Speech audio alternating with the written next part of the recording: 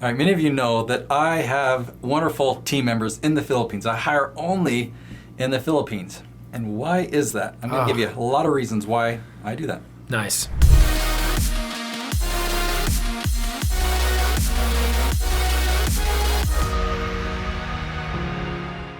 All right, let's talk about them. Reasons why Nate Woodbury, be the hero Nate. I'm Scott Christopher. I'm not Nate.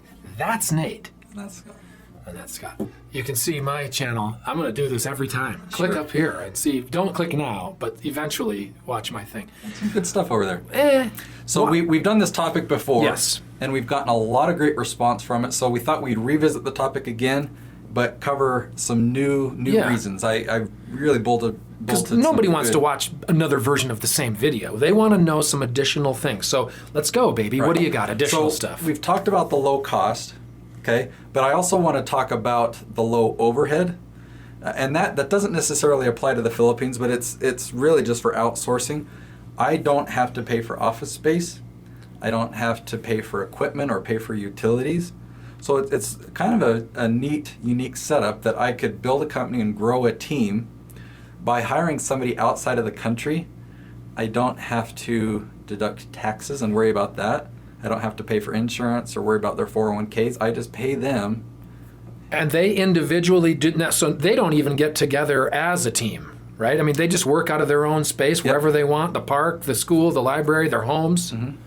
Oh, see, we didn't talk about that before. Yeah, you're right. There is no central location. It's not the Nate Woodbury home for gifted Filipinos, and you've got some building over there where they're all sitting in their network together. Yeah, they all work from their own home.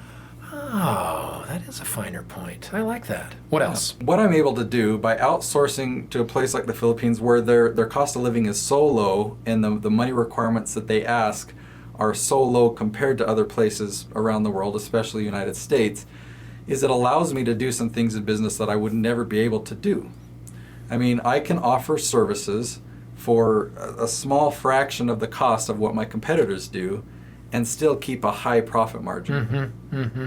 So it changes the whole dynamic. I mean, we see this every day. You think that sounds unfair, but yet we do utilize it every day. When you go and buy any product off the shelf, whether it's at Walmart or I don't like Walmart anymore, but Costco or anywhere, it's been manufactured overseas because it's a lower cost. Because it's cheaper for them to manufacture, yeah. So we live like kings today because of outsourcing. Yeah. Well, what this does for small businesses and what this actually does for America, small business owners, is so huge that the services that I offer are normally like services that that only big businesses or really buku wealthy people could afford. But I've been able to make these type services available for small business owners that are then able to promote and grow their businesses. It's just, it's really making the opportunity of small business flourish. Now, for those of you that didn't watch the other video, so this is the first time you're seeing why I outsource to the Philippines. Let's be clear. Specifically what you're outsourcing very quickly to these people in the Philippines is exactly what they're watching right now, basically, right? Yeah, I've got a team of editors. I've got video editors who transcribe. I've got graphics designers. I've had web designers and programmers in the past. We just don't offer those services anymore. Mm-hmm. The cost of, and I've got writers, and then there's a lot of other stuff. I've got a bookkeeper. What they're watching right now is the end result of your team's work. So I mean, they put it together. They take all the audio tracks from everywhere, all the things, edit it, put it together, add the words that come up on the screen. Put that on words that come. Anyway, they do all of that, and they do the search engine jazz, the terms. They do the thumbnail. They publish it. So everything from one end to the other is done by them, right? What they're seeing right now, except us, which we're really, really hard to replicate.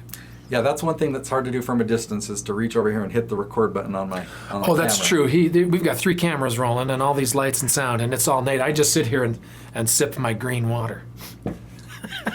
So that was the recap of what they're actually doing for you overseas. So let me paint a picture in your mind. You've got a business. Okay, Scott's got a business. Okay. And he is ready to hire his first employee. I got to go Filipino. Okay. This employee is really talented. They're really, really talented. They have tons of skills. Okay, yes. They're going to cost you $4,000 a month, but they can do a whole bunch. Plus all the benefits I got to pay for them, though, too. That's true. Right? You got to, get little all 401k perks. You health gotta- insurance in this country. There's a lot of overhead for this one talented person. Okay, I got you. But they are going to lift such a weight off of your shoulders that, man, is it going to be worth it. They're going to take so many tasks off your I shoulders. see it now, but my eyes are closed. Okay, same example, but different end outcome.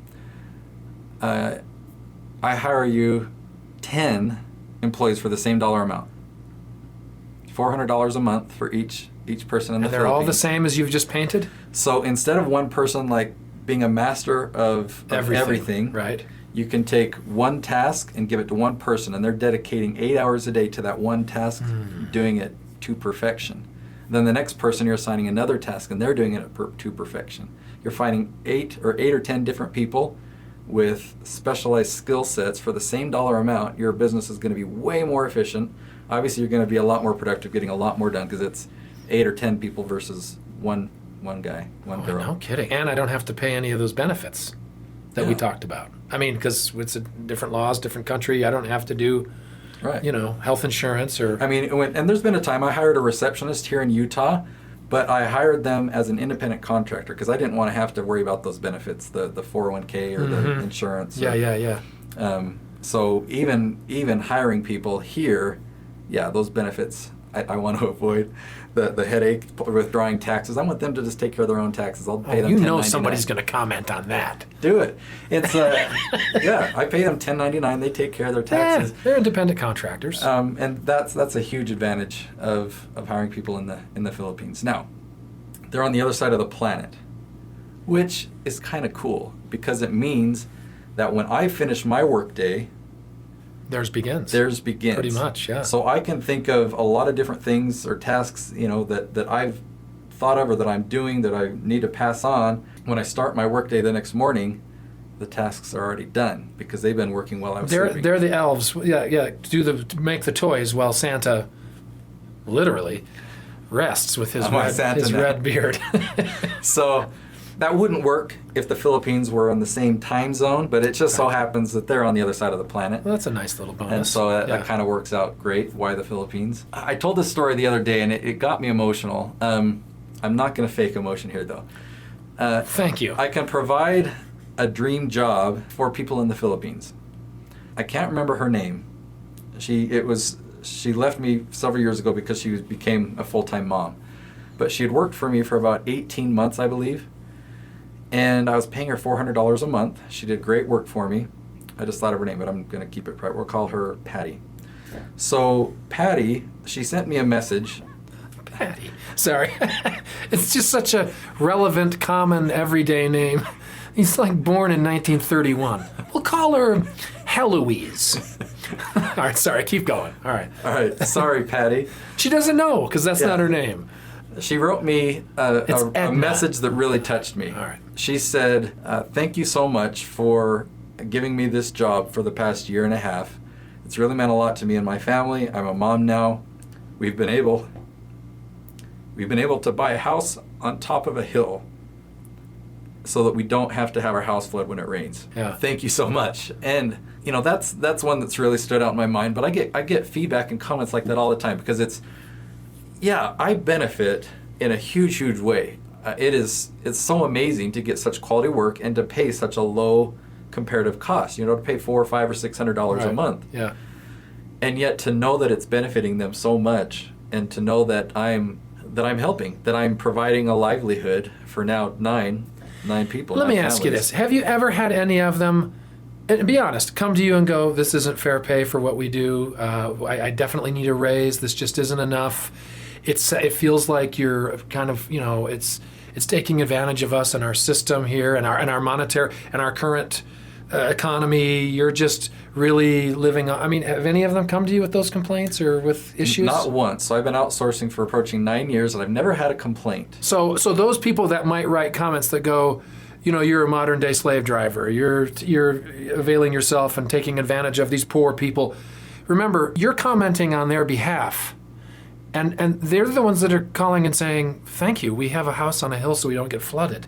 Thank you, this is more money than I ever thought I would have made Anyway, thank you. Now, This I've got- puts me in a I'm thinking different of- bracket. I'm thinking of 2 of my team members right now that in the past several months have asked me for raises, but they've been working for me for many years, and I wasn't able to give them a raise right at that moment, but just in the last month I gave them a raise. But it was a very it's like you don't have to give me one, but I just thought I'd ask, type. Right. They were like, it wasn't a complaint. It's like, I love this job. This is a great Yeah. blessing. I want to keep working here for a long time. And if you can't do it, I understand. Yeah, But they did. They asked for a raise really politely. It's a symbiotic relationship, both financially and otherwise. Everyone is happy. And there's just, I mean, you're paying fair to better than fair market wages. You don't have to feel bad, you know what I mean, or justify, well, we're only paying them. It's, The virtual assistant tool that I've talked about in other videos, where I go to find my people in the Philippines. they bid, don't they? They put the amount what they will that charge. they are hoping to get. Yes. And a lot of times you'll find people that are saying, I'm hoping for $250 a month, and you're just like, whoa, Yeah. The cost of living, the standard of living, and what their needs are, and some people are asking more. Some people might be asking for $700 a month, but that's usually their upper limit. Right. And so if you can say, well, what I'm looking for is right about here, they'll say yes or no. Yeah. So, Well, you got to love it. And as people have mentioned in comments that I've seen, and also just my interactions with Filipinos, is they really are a kind, hardworking, loyal.